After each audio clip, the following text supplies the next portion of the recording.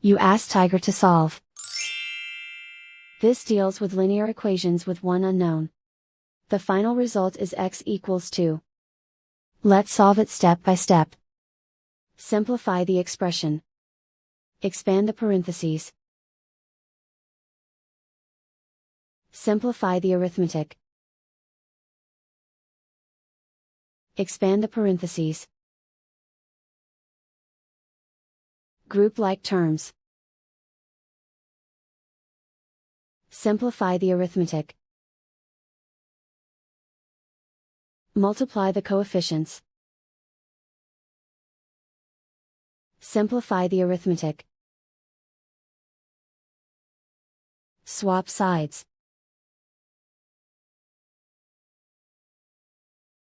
Group all constants on the right side of the equation.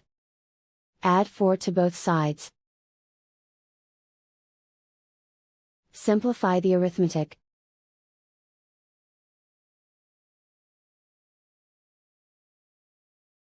Isolate the x.